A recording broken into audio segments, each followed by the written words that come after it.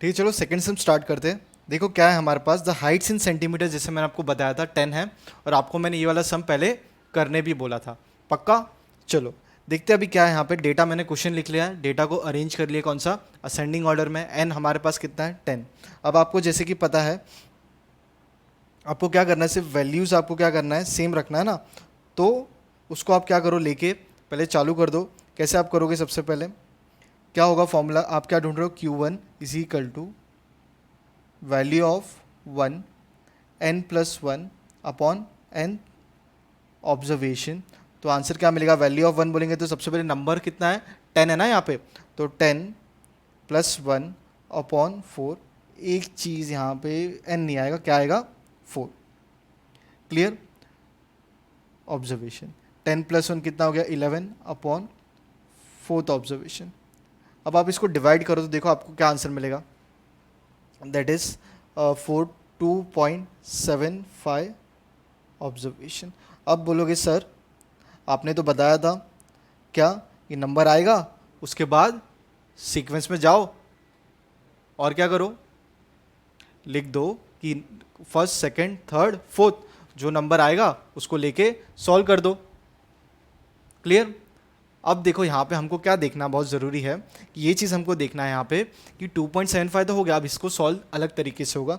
देखो क्या होगा, आप क्या लिखोगे, सबसे पहले आपको लिखना होगा यहाँ पे, देखो मैं बता रहा हूँ, पहले लिख लो, फिर उसको क्या करता हूँ मैं आपको समझाता हूँ अभी। That is value of second observation plus 0.75। देखो क्या कर रहे हैं हम, ब्रेक कर रहे हैं। 2.75 is broken into value of second observation plus 0.75। ठीक है, उसके बाद ब्रैकेट ओपन करना है, और 2 के बाद क्या आता है बताओ ज़रा, 3।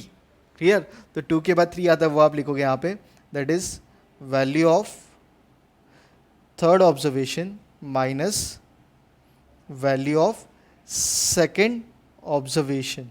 मतलब जब भी कोई नंबर हो, जैसे 2.75, तो 2 अलग बराबर है 0.75। क्लियर? ब्रैकेट 2 के आगे 3 माइनस उसके पहले 2 सेकेंड ऑब्जर्वेशन। चलो एक और एग्जांपल लेते हैं, यहाँ पे लिखता हूँ third minus second.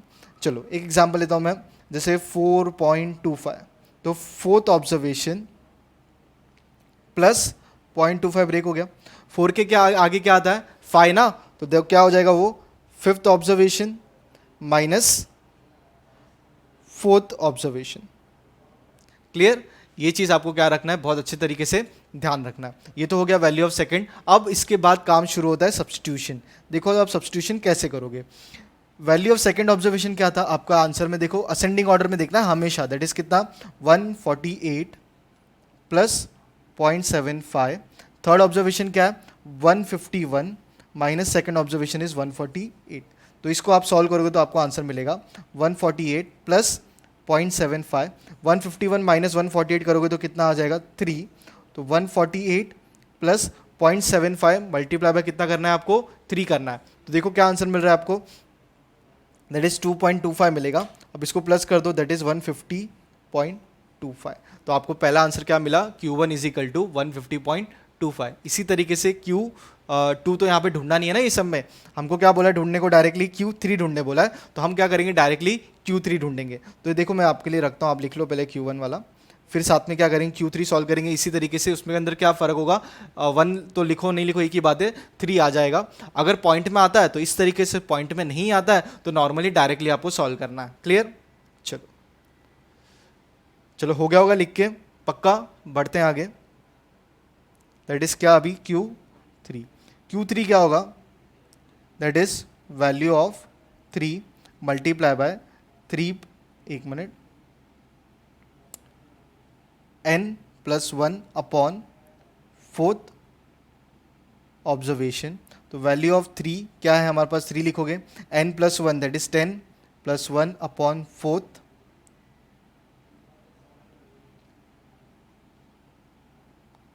10 plus 1 upon fourth observation.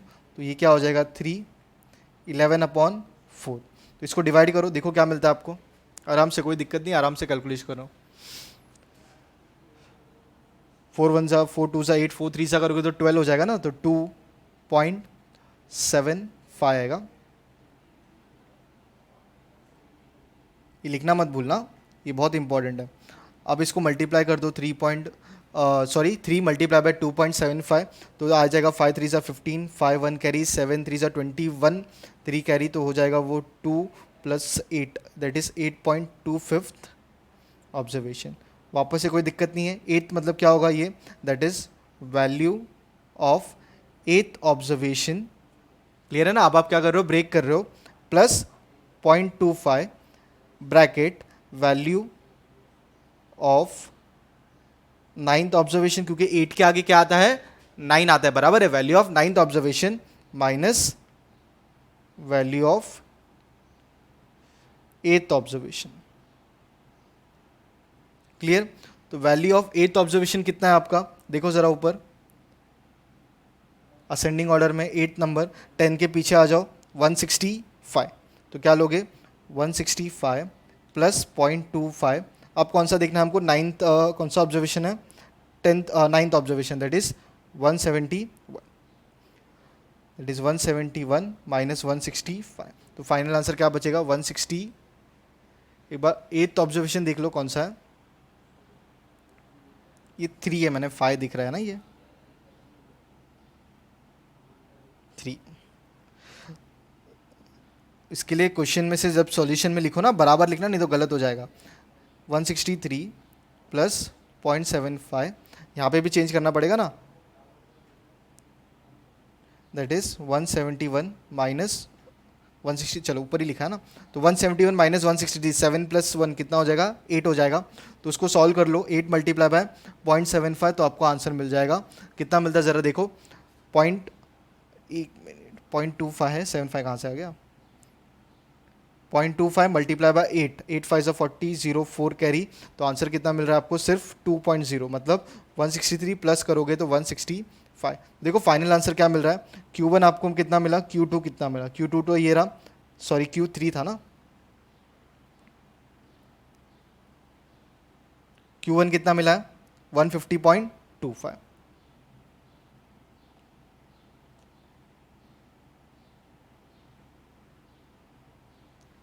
ठीक है, इस तरीके से हमने क्या किया है, सेकंड सम भी कंप्लीट किया है। तो ये लो आपके लिए रखता हूँ Q3 वाला वैल्यू, अब आराम से कंप्लीट कर लो।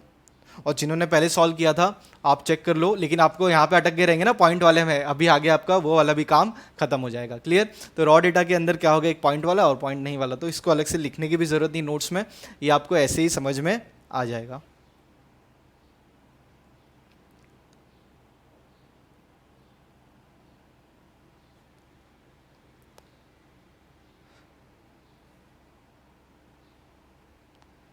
चलो हो गया हो तो थर्ड सम भी लगे हाथ खत्म कर देते हैं। थर्ड सम के अंदर देखो क्या करेंगे अभी हम लोग,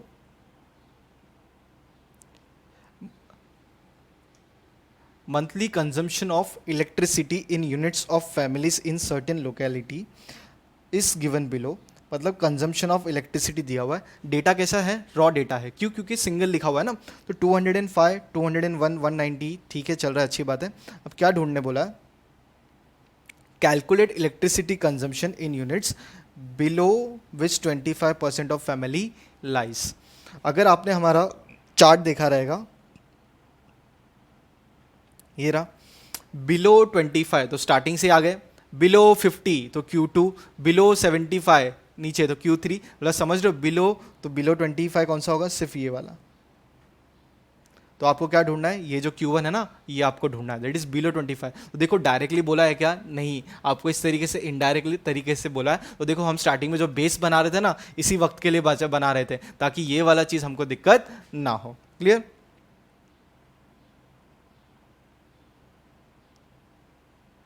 चलो क्वेश्चन नंबर 3 चालू करता हूँ।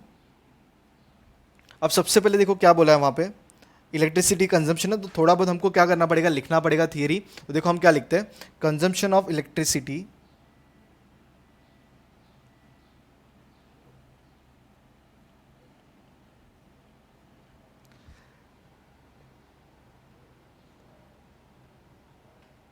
बिलो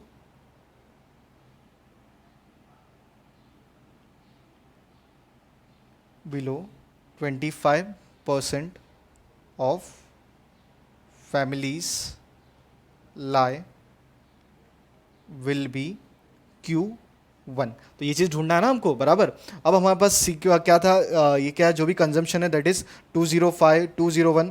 तो क्वेश्चन लिख लेते हैं 205 बराबर 201, जो भी है फटाफट लिख लो। उसके बाद फिर आपको असेंडिंग ऑर्डर करना है, तो वो वाला काम भी आप असेंडिंग ऑर्डर कर लो। फिर साथ में मिलके क्या करेंगे, सम को कंप्लीट कर देंगे।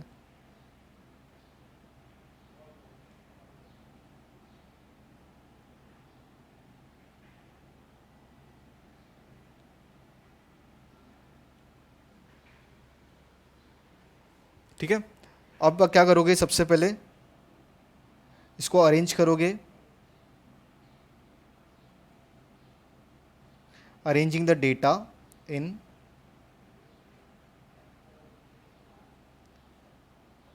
Arranging the data in ascending order. तो अरेंजिंग द डेटा करेंगे हम, कैसे करेंगे, अब आपको देखना है सबसे छोटा नंबर कौन सा, ज़रा ढूंढो आराम से, कोई दिक्कत नहीं है। वन कहाँ पे, देखो 188 तो मिल गया, उसके बाद और छोटा है क्या, 172 छोटा है। अगर देखो आप ये अरेंज असेंडिंग ऑर्डर ही गलत हो जाएगा ना, तो सम पूरा गलत हो जाएगा। फिर 188, ठीक है। तो इस तरीके से आप पूरा का पूरा कंप्लीट कर लो। उसके बाद यहाँ पे आंसर चेक कर लेना। प्लीज़ कॉपी पेस्ट मत करो, यहाँ पे ही आपका क्या होगा, प्रैक्टिस होके यहाँ पे आप सीख लो। कोई ज़रूरत नहीं है आपको वापस से ये सब चीज़ें सीखने की, एक ही बार करके अच्छे से ख़त्म कर दो। फिर लास्ट में क्या है, सबसे बड़ा नंबर है 260। तो अब काउंट कर लो कितना आ रहा है, 1 2 3 4 5 6 7 8 9 10 11 12। तो n कितना आ रहा है यहाँ पे, एग्जैक्टली 12। अब क्या ढूंढने बोला हमको, डायरेक्टली Q1 बोला ना, Q के below 25% families lie, that is Q1। तो सिंपल Q1 ढूंढना है, बहुत सिंपल है। Q1 is equal to value of n+1 upon fourth observation. तो वैल्यू ऑफ n+1, तो n+1 कितना है, that is 12 + 1 upon fourth observation, तो that is 13 divide by 4 observation. 4 1 जा 4 2 जेड 4 3 जा 12। तो 3 पॉइंट कितना आ रहा है, देखो आराम से, कोई दिक्कत नहीं है। 3.2 और आगे कैरी तो 5, तो 3.25 ऑब्जर्वेशन। चलो सिंपल तरीके से इसको क्या करो, अभी बांट दो। आपको मैंने बताया था ना कैसे बांटोगे, दैट इज कैसे मिलेगा आपको,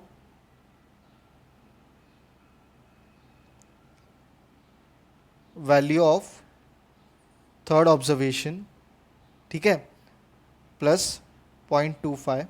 फिर क्या लिखोगे, वैल्यू ऑफ 3 के आगे क्या आता है, fourth observation, minus value of third observation. तो वैल्यू ऑफ थर्ड कितना है भाई, देखो असेंडिंग ऑर्डर वाला लेना है आपको, दैट इज 190 प्लस 0.25। 190 के आगे क्या है, नंबर 4 ना, दैट इज 195 माइनस 190। तो आंसर क्या मिलता है, 190 प्लस 0.25, ये क्या हो जाएगा 5। कैलकुलेट करो, 0.25 मल्टीप्लाई बाय 5 कर लो, देखो क्या आंसर आता है इजीली। 5 5 से 25, 5 2 कैरी 10, दैट इज 1 पॉइंट कितना मिल रहा है, 1 पॉइंट, और यहाँ पे क्या आ जाएगा 2। तो 190 प्लस 1.25 कितना हो जाएगा, 190 1.25। तो आपको क्या मिला है, फाइनल स्टेटमेंट। यहाँ पे Q1 मत लिखना, क्या लिखोगे, द कंजम्पशन ऑफ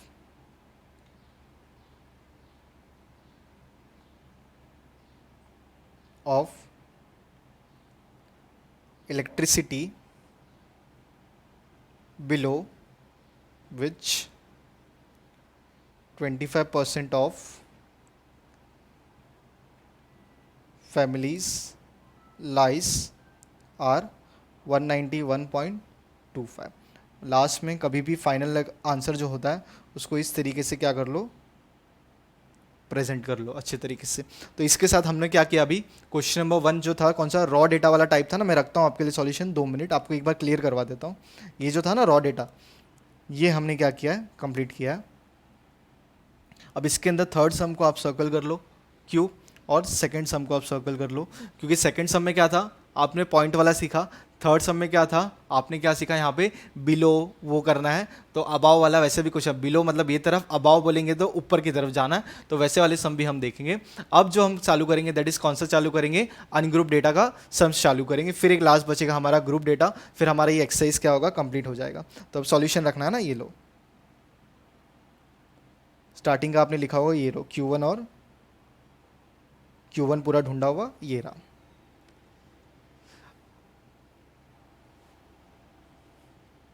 ठीक है, कंप्लीट कर लो, बाद में हम चालू करते हैं आगे का।